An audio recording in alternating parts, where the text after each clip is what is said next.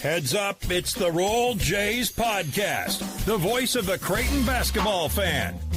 With your hosts, Jimmy Allen, Alex Drake, and Casey Matthews. Join the crew and meet CU players, coaches, and a whole lot more. Now, the Roll Jays podcast. Here's Jimmy Allen. Welcome into the Roll Jays podcast, brought to you by Pixel Fire Marketing and Pyramid Contractors. The new big man on campus, Owen Freeman, now joins us here on the podcast. Owen, first of all, congratulations and de facto welcome to Omaha. Thank you. I appreciate it. I'm super excited to get to Omaha, and I'm pumped. Full disclosure, you haven't left Iowa City yet. You're still finishing up school and all that and getting your ducks in a row in Iowa City. Interesting time in your career, obviously. You had a lengthy career at Iowa. You lose your head coach. You jump in the transfer portal. Why was Creighton the right spot for you? Yeah, I think just the overall fit. That's kind of what I was looking for in the portal, and just the way Coach McDermott and all the other coaches and the guys we gelled. I mean, it was a perfect situation for me, and I really felt like that's where God wanted me, and it was an easy decision. That's why I kind of made it so quick, and the fit was perfect. Was that a big deal for you, the time and the length of time it was going to take to make the decision? Was that something you wanted to do in a short matter of time, or was it just such a good fit that that dictated how long it took? I definitely wanted to get it done quicker too, for sure, just because I know that there's going to be more and more guys entering the portal. And and when you know, so it all kind of worked hand in hand. And I kind of credit that to God, to him just working out those steps. You mentioned the coaching staff and Coach Mack. Which coaches were involved with your recruiting?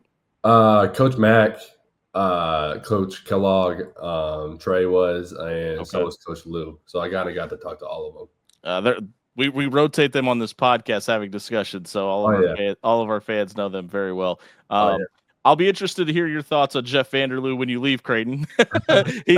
he's one of those guys that often becomes people's favorites after their time here. I want to talk about the 500-pound gorilla in the room. Obviously, you're replacing some pretty big shoes and a four-time reigning Defensive Player of the Year in the Big East. We just interviewed Ryan Kalkbrenner on this podcast last week, and his advice to the person following him was, "Don't be me, be yourself." Did the coaching staff kind of echo that as well? Definitely. Obviously, they highlighted some points where we could kind of do similar things, but then they also highlighted some points where I would play a little bit different than Ryan did, and they could use me a little bit different. So those were some key points. But obviously, what he's done at Creighton and kind of the legacy that he's left. It's been nothing but great. He was that was the first road game, and he was the first big man that I played. So it's kind of come full circle, which is pretty cool. And that's a great point, because obviously when you step into the Chi for the first time, won't be your first time into this building. What was your initial response to the Chi as a visitor, and what are you excited about as a hometown player now? Yeah, 17,000's unreal. Coming in, walking in, I'm getting heckled. They're heckling the team, and I'm like, okay, so this is what fans are like. And then we walk in, and I wasn't starting then, so I'm subbing in, and I think Trey might have had a dunk or something like that, and the whole place goes insane. I was like, all right, so this is what we're getting into. Yeah, it was a pretty wild situation, but I can't wait for them to kind of cheer for me and it kind of be reversed. So I'm pretty excited to play in front of those fans, in front of 17,000. It's gonna be awesome. It's gonna be a really interesting time for those fans too, because you're not coming to Omaha alone, obviously. Exactly. Josh Dix, who played with you at Iowa City, and then we just got the addition of Nick Graves, the transfer in as a point guard from Charlotte as well. Why was it a big deal for you? Because it didn't, and maybe I'm reading the room wrong. We haven't had any conversations about this. It didn't seem like you and Josh were necessarily a package deal. Why was it a good fit for you guys to come to Creighton together? Yeah, obviously, Josh had a lot of schools after him. I had a lot of schools. But once I committed, I was kind of in his ear, dude, this isn't the end. Let's go run it back again. And this isn't the last time I want to be on the court with you. Last time, I want to catch a post pass from you. Let's run it back. And he was narrowing down his options, and I kind of met with him. We talked stuff over. I was just trying to get him in the blue, obviously close to home, and it looks better than black and gold anyway. Exactly. The blue's an upgrade. Yeah. But obviously it worked, and I'm super excited to step on the court with him again. I want to talk about him and the relationship. We got a dinner or two to cover along the way as well. But I want to talk about how much different your recruiting process was. Not necessarily being recruited by Iowa, but being recruited as a high school recruit versus being recruited as a player in the portal. How much different was it this time around? Yeah, high school, I mean, just the timeline was so stretched out. Mm. You're obviously being recruited like week to week. There's like different AU events, different high school games that they show up to. And I wasn't like the craziest recruited guy. So a lot of schools that reached out in the portal was like, oh, wow, like, okay, that's pretty crazy. But in the portal, a lot of people like to make the comparison to speed dating. And Sure. It's 100% like that, because you get a certain amount of time to kind of know what these people are about and know how they're going to use you and how you're going to fit their system. And then you move on to the next. And that's exactly how it was. Idiots like me that are talking heads on the radio or on podcast think we know what the experience is like. We try to compare it to certain things. But when we talk about jumping into the portal, and I think everybody assumes everybody's going to want me and there's going to be a whole bunch of money waiting for me at the end of the rainbow, right? Was that your experience? Were there many more schools that came calling, fewer schools that came calling, or was it just not something you were really paying attention to? Yeah, it was kind of overwhelming just because it's a lot going on. Sure. Not even just like the schools, like there's a lot of talk from whoever you walk down the street and people are kind of, you know what they're talking about. Yeah. But like I kind of took it as a good problem to have. Like it's a very great blessing to kind of have those schools want you. Good point. And that's how I kind of looked at it, and that's how my family kind of looked at it. My parents were kind of overwhelmed with it just because it's a lot going on, but the people I have in my corner handled it really well, and they took it front on, and I trusted in them, and they took care of me. You're coming in off of a season-ending finger injury as well. What does the timeline look like for that to kind of get healed up and be ready to go? Yeah, so I'm fully back. So I jammed my finger in high school a bunch of times, so it was just kind of fat. And then against Penn State, I tipped the pass, and it kind of tore the tendon off. So it could have like permanently damaged my finger and stuff like that. So I had to get it worked on. And then kind of got back. I've been back working out for like 2 or 3 weeks, I think. Is it more, I was going to say simpler. Is it easier when you've had an injury to the ligament or to the finger or whatever it may be, an ankle, when you've done it before to come back from it? Do you feel like that's kind of helped in the process? Like an ankle, yeah, but this one was a little bit different because I never like completely tore the tendon off, and my finger was like dislocated. Hopefully you don't ever do it again. Yeah. But it was like dislocating, stuff like that. So this one was a little bit different. So that's why I kind of needed to get the work done right away and not kind of wait, because my finger could have been like permanently messed up. Whether it be a coach leaving a previous stop or a player transferring in the transfer portal, there's always rumors about what happened or what was going on behind the scenes. Let's talk about the dinner. Can you walk us through it? So what was it? That was 2 days before he committed. Yeah. I'm like, hey, Josh, like, let's go get something to eat. Let's go.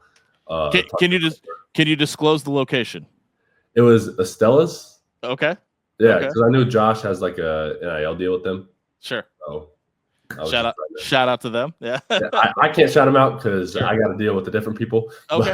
Well, we'll do it for Josh. We'll exactly. Yeah. Okay. But we went there, just talked it over. I was like, basically, Coach Matt gave him his recruiting pitch. I was giving him my recruiting pitch. Like, I'm like, hey, like, come on, man. Like, let's go do this. You're close to home. Like, sure. Like, let's run it back. Like, let's go have some fun.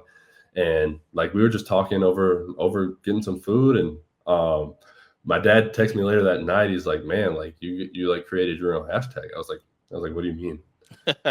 what is that? And then he sent me all the posts, and I was laughing. So that's why I had to throw the hashtag on my Instagram story the other day. No, but then I saw the song. On there. It was awesome.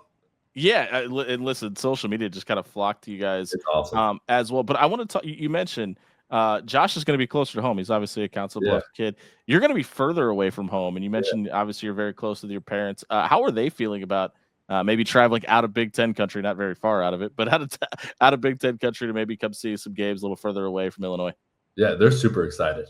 Obviously, they were going to have to travel a little bit more anyway because my little brother's going out to California, right, to go play basketball. So they already knew they were going to have to travel a little bit more, but they're super excited to get out to Omaha and kind of embrace the city. And but my mom, she that's a little rough, obviously, sure. but she's super excited. Like she loves the coaching staff. Like being an hour is going to suck, or the difference from an hour. Like she's obviously a little bit upset about that, but she's it's all worth it because she's happy about the situation I'm in, and she's super excited for the coaching staff and all the players, and she's excited just to kind of see Omaha and embrace the city and get to experience the games on the right side of the bench. You couldn't talk Braden into coming to Omaha too, or I was trying, man. I was trying. Is that a difficult line to toe? Because we hear about coaches all the time talk about, recruiting big brother and little brother or siblings, or even like brothers and sisters going to the same school. Was it difficult for you to try to nudge him in a certain direction, but also let him make his same decision? I think with my situation, I kind of just told him hey, like wherever God wants you to go, like follow that. Wherever you think you're supposed to be, just go do that. And if that's with me, that's with me. If not, then go make your own story. God has a plan for that. So that's definitely like the main thing I told him, and just being supportive because I've been in his shoes so many times before. One of the conversations we have a ton, specifically with the guys transferring in, is the complexity of the system that Coach Mack likes to run, whether it be offensively or defensively. They space the floor, and they play at a really fast pace sometimes, and that's a big hurdle for even somebody transferring in that's played high major level college basketball to adapt to. What did that conversation with the coaching staff sound like when we were talking about the aspect of what's actually going to happen on the court? Yeah, I think that they kind of reflected back to my time at Iowa. I mean, we also played fast. We played a fun style, and just kind of being that really translated, which is what made it such a perfect fit. I've been playing fast-paced basketball since high school, and that's kind of all I've known. I've had a point guard with me. His name was Brock Harding, and he was my point guard since high school. And that's what we did. We just played fast-paced basketball, and that's super going to translate really well into the Creighton system, and obviously how they use their big men. You saw it this whole as long as Ryan's been here, and guys before that. So that's what they really reflected on. Have you talked to Ryan Kalkbrenner? Is that something you would like to do before? I haven't yet, but I think I'm going to reach out here within the next couple of days just to kind of get his insight. Full disclosure, he's on a fishing trip right now, so he might be a little difficult to get hold of. I'll let you know when he's back if you'd like.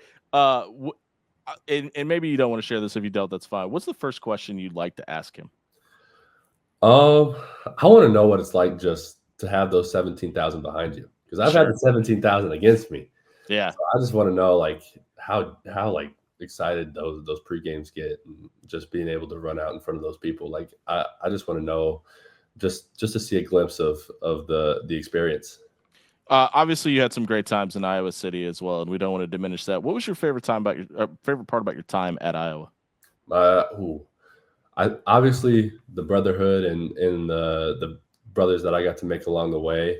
Sure. If I had to pick like a certain game or an instance, I would say my freshman year we played Wisconsin at home, and we won on a last-second buzzer beater. I played well, so it all kind of was it was a great game just to be a part of. But those are probably the main two things. Like if I could break it down, like overall in a certain game.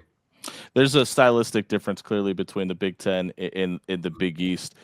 Which do you think fits your game better, the way the Big Ten plays, or maybe the pace of the Big East?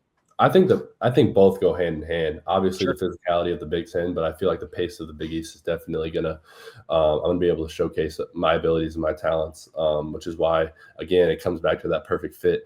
It just being able to go out, showcase, especially with how much talent is in the league. I mean, you look at it, national champions, elite teams. Like, I'm just excited to go out there and play against those teams, and just be able to showcase my abilities in that fast-paced league. You've got a little bit of experience. You guys got to go to Seton Hall last year on the road in a Big East environment. Is there a venue in the Big East that you're looking forward to the most in visiting? I mean, everyone wants to go play at Madison Square Garden. Sure, yeah. So that's obviously number one. Well, you get to do that no matter what, even if St. John's doesn't host the game. So. I would say being from Illinois, DePaul's up there. You might be the only player to list them as a destination. Really? Okay. Sorry, DePaul. And we're catching up with Owen Freeman here on the Roll Jays podcast, brought to you by Pixel Fire Marketing and Pyramid Contractors. He's Creighton's newest center, transferring in from the University of Iowa to Omaha to play for the Jays. Did you get any advice from Greg McDermott that you could share with us, that when he was telling after you committed that that maybe stuck with you after that conversation? Yeah, he just told me to keep working. That's really it. Because I committed the last day of my visit. Mm-hmm. So the advice he told me, just keep working, get yourself ready. And I've taken that to heart. Just been in the gym, been running, been doing as much as I can just to get ready for the Big East and get ready to make an impact. I think when we talk about Creighton and let it fly and the offensive side of the ball, that's the focal point, right? That's what everybody wants to talk about. That's the fun part. What do they tell you about the defense and what they expect out of you on that side of the ball? Yeah, obviously, he gives us a lot of freedom on the offensive end. He's going to.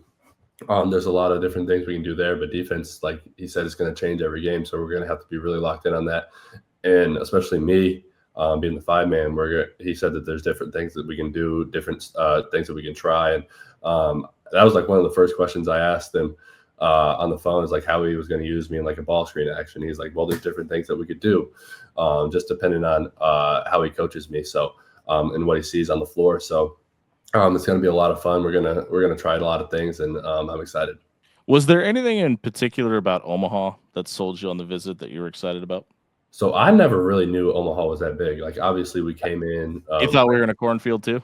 I wasn't too sure. Yeah, I knew the zoo was there. I've been to the zoo before. It's a staple for sure. Yeah. But so I was like, obviously playing there. We were kind of locked in, stayed in the hotel, didn't do a whole lot. But like I kind of got to experience the city, walk around. The guys drove me around all the time, or all around when I was there, and I mean it's just a great city, and I'm just super excited to explore it more and see all the cool stuff, and maybe get a dinner here and there. Did you have a player host? I not a player host, but I hung out with Ty Davis and Jackson McAndrews. Did Jackson get a word in? Oh yeah, he talks. Okay, yeah, because when they're together, Ty kind of talks over sometimes.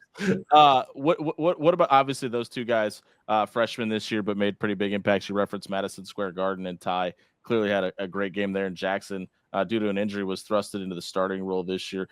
I think when we talk about transfers, a lot of people want to play for an older team, and we talked about the guys that are coming with you, but there's going to be some younger guys too. Was that part of the appeal, as well as playing with a younger crew that you can kind of adapt with as well? Definitely. And they're freshmen that played at an elite level, and just to kind of step into that and know what's going to be there when I commit and go play and put the jersey on. I mean, it was a huge benefit to come to Creighton, and just knowing the kind of guys that are there outside of basketball too, knowing that these are guys that I'm going to hang out with, that are going to be my brothers that are going to go 20 years down the road, and we're still going to be talking. So that was a huge appeal.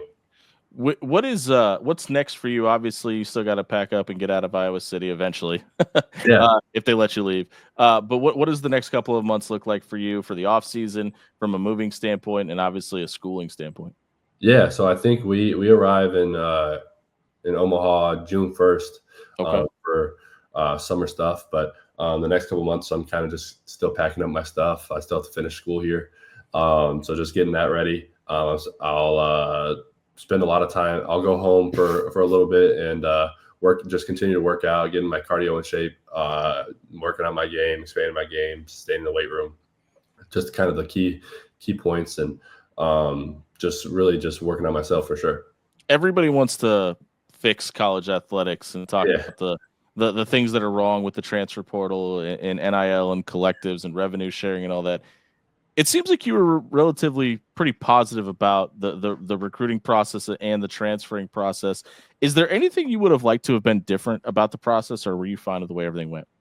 I was perfect with how everything went, and that's kind of why everything kind of worked hand in hand. Again, it all comes back to the plan I think God had for me, just to come into Omaha, and just how everything worked out. So I wouldn't have changed anything about it for sure. Well, buddy, we really appreciate your time, and I'm hoping, before we wrap up, is there anything that maybe people haven't seen your game or don't know about you that Creighton fans should know about Owen Freeman, and what are they getting in their next center? Yeah, I just want them to know that I'm super excited. I'm going to play with a lot of energy, and I'm going to get the crowd into it. Like, I'm just super pumped to play in CHI, and we're going to win some big games, and just super excited to go out there and compete in the blue and white. Jake Ryan does the PA at the Chai, and I'll tell him to put a little more emphasis behind your name when he announces you for the. That sounds good. Let's do it. We're looking forward to seeing you in the blue and white, man. Congratulations on the success in Iowa City. Good luck with the move, and we can't wait to see you at Creighton. I appreciate it. Thank you for having me on. This has been the Roll Jays podcast, brought to you by Pixel Fire Marketing and Pyramid Contractors. We'll catch you next week. We might be talking to another new Blue Jay when we see you next. Well, thanks for listening. And don't forget to subscribe on YouTube, the Big East Energy Podcast.